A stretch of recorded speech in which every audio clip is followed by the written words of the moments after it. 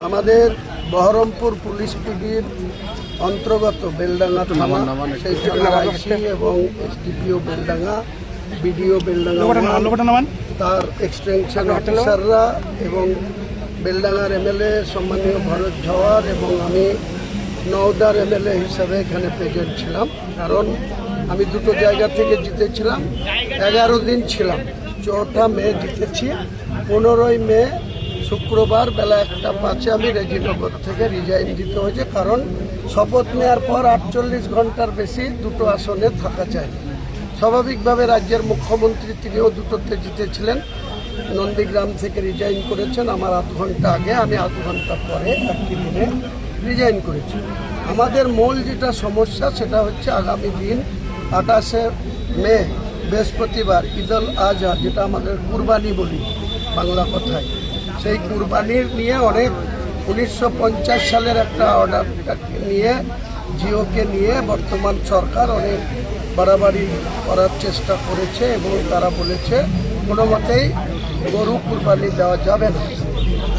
আমি বলবো সেই অর্ডারকে আমরা সম্মান করেই দীর্ঘদিনের ঐতিহ্য মেনে আমাদের মুর্শিদাবাদ জেলায় বেলডাঙ্গা থানায়, রেজিনগর থানায়, শক্তিপুর থানায়, গোটা মুর্শিদাবাদ জেলায় আমরা অন্য জেলায় কি হচ্ছে সেটা রাজ্য প্রশাসন আর সেই জেলার প্রশাসন বুঝবে।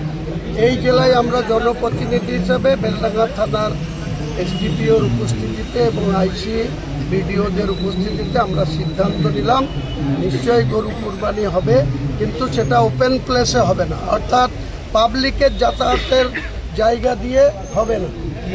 নিজেদের জায়গায় কুরবানি করবেন, একটু ব্যারিকেড করে দিয়ে তিরপল দিয়ে জায়গা ঘেরা ঘুরো করে করবেন।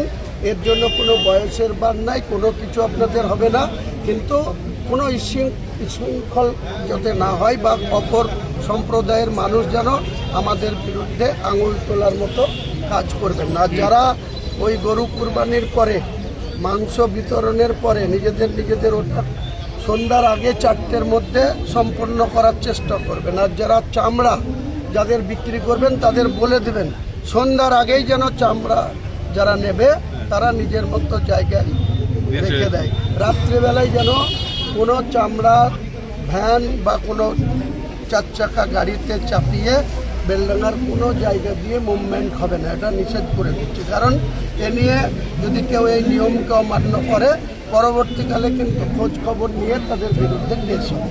কাজে আপনারা একবারে যেভাবে করতেন সেইভাবে করেন, কিন্তু একটু আড়ালে আবডালে একটু ঘেরাঘুরো জায়গায়, এবং মাংসটা বিতরণ করবেন কালো ক্যারিতে ভরে, তার সঙ্গে যদি আরেকটা ডবল কোনো পলিথিনের ক্যারি দিতে পারেন বা কোনো লাইলনের ঝোলা ইউজ করতে পারেন আরও ভালো। কিন্তু মাংসটা কেউ যেন বাইরে থেকে দেখতে না পায়। আপনি যে রাস্তা দিয়ে যাচ্ছেন সেই রাস্তা দিয়ে একজন হিন্দু ভাই যাচ্ছে, সেটা তাদের যেন খারাপ না লাগে, তারা যেন না বলতে পারে যে তো বললো সরকার অথচ কিছুই হলো না, সবাই তো বেপরোয়াই করবে, এটা যেন করবেন না, এটাই আমার ছেড়ে।